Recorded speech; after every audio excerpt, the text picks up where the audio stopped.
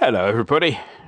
Next up we venture to Manchester, where our host will be the current reigning champions, Manchester City. Kick-off on Sunday will be at 2 p.m. The match doesn't appear to be on the coverage list for any of the usual broadcasters in the UK, so you'll have to do some filling about if you're not going to the game. Or catch up with the guys at Eyes Up Mother Brown, who, if they spot an opponent diving, will at least mention it, unlike some commentary teams we can mention. On the trains, whilst there's a full service between Euston and Manchester, there is a vague note there that trains may leave slightly earlier than usual, whatever that means. As ever, check before you leave. So, Manchester City then. Well, since we last met, they've played 3 in the league. They surprisingly went down 2-0 at home to Crystal Palace. They went down to 2 sucker punches against the team who were time-wasting 20 minutes into the game, and City playing with 10 men for the second half really did for them. They followed this with a 2-0 win at Old Trafford that was so comfortable it appeared that they'd declared after 2, the home side seemingly being so aware of the fact that they were unlikely to score that they didn't waste valuable energy in actually trying.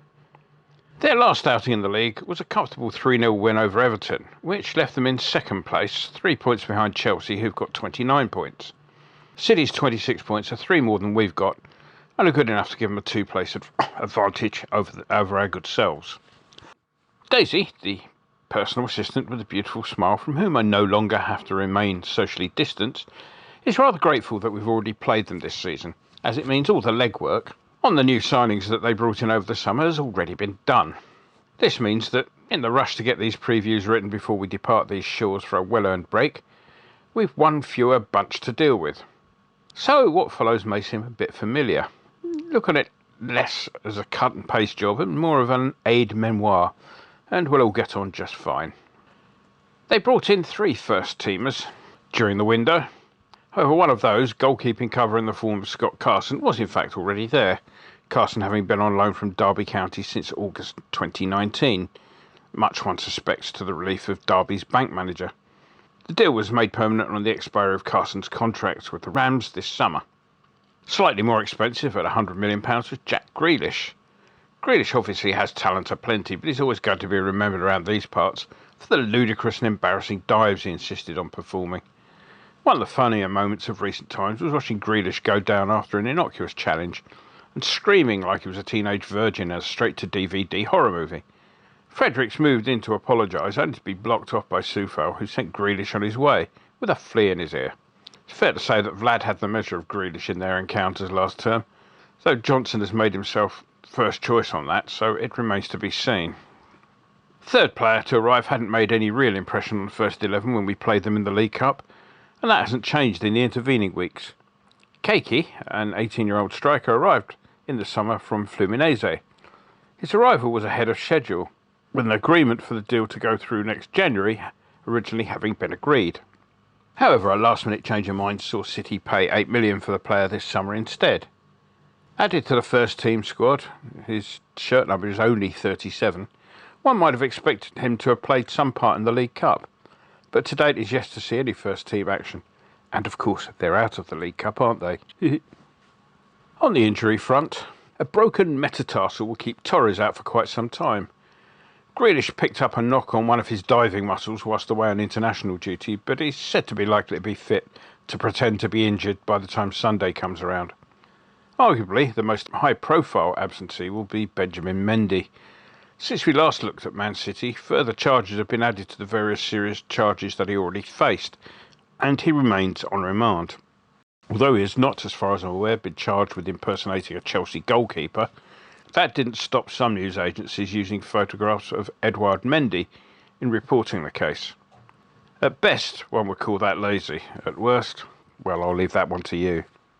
At this point, we should move on to the wild and wacky world of association football. And with the wheels having come off whilst Ole was at the wheel, Manchester United have appointed former hammer Michael Carrick to run the shop until they get an interim replacement, or a full-time one.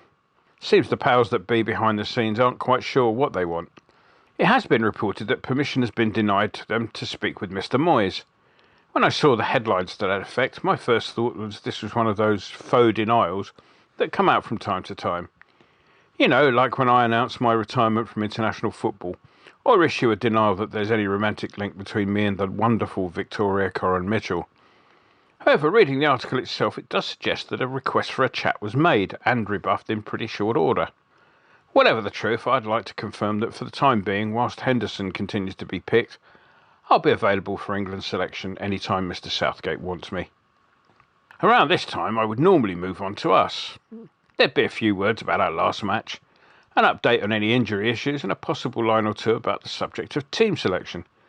However, that's not really going to be possible due to our travel commitments, which require me to write this so far in advance that Declan Rice probably hasn't been born yet.